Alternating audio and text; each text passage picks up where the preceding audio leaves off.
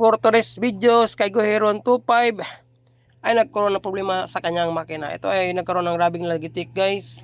Upon checking is may problema ang kanyang timing chain. So ito yung isa sa problema guys, ang kanyang roller guide bungi na at wala nang ngipin yun, no? Kaya nagkaroon ng paglawlaw sa kanyang kadena o kanyang timing chain.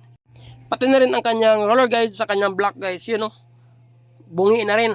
Hindi na rin siyang palitan. Kasama na rin yung roller guide na maliit. So nakabili tayo ng roller guide guys. Medyo class A lang siya, no? Importante is mapalitan natin siya ng bago at maganda ang pag-ikot ng ating timing chain. Kapag sobrang lawlaw natin timing chain guys, asahan nyo magkaroon talaga ng lagitik yan. Kahit bago pa ang ating mga roller guide na ipapalit. So ito yung ang kanyang naunang timing chain. So, siyempre, kumpara natin yung unang timing chain at saka yung bagong timing chain. Dito makita nyo guys ang comparison na meron siyang paglawlaw. Before natin i-reveal ang sukat ng ating timing chain guys, ay siyempre, ipakita ko na sa inyo ang kadahilanan kung bakit need natin palitan ang kanyang timing chain. So, magbubukas tayo ng bagong timing chain guys, no?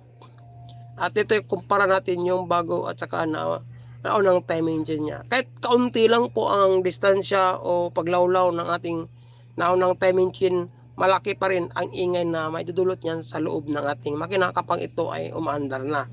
So, pagmasdan nyo guys kung gaano kataas o kalawlaw yung naunang timing chain natin. Kahit maikli lang yan, pero malaki na ang impact sa loob ng ating makina. So yun guys, pagmasdan nyo, di ba? Kaunti lang yan, pero pag once na ikabit na natin yan sa kanyang timing chain, napakalawlaw na po ng ating naunang timing chain guys. So, yan ang dahilan kung bakit napakaingay o nagkaroon ng lagitik ang ating makina. So yun o. Useless din kung roller guide lang ating papalitan. Dapat pati timing chain din guys. At tinatan kailangan pang palitan ng matigas na spring kasi kapag pinalitan natin ng matigas na spring, yung tensioner reducer natin, asahan nyo, ang unang masisira is ating mga roller guide. Kasi yung roller guide natin guys, mapipilitan siyang umikot kahit matigas yung spring. At may tendency na mabibiyak ang ating mga roller guide kasi rubber lang yon.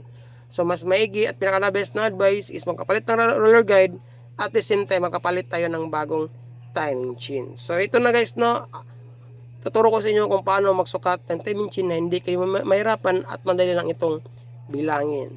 Siyempre ilapag muna natin ang ating timing chain sa papel guys. Sa ating timing chain is meron siyang ngipin. Sa ngipin is meron siyang dalawang roller. Kapag pinagtabi natin ang ating dalawang ngipin guys, ang magiging resulta is 4 yung magiging mata niya ng ating timing chain. So, i-count natin siya ng by 1, tapos ita-times lang natin siya ng by 4. Kung mayroong excess dalawa, saka natin ipa-plus.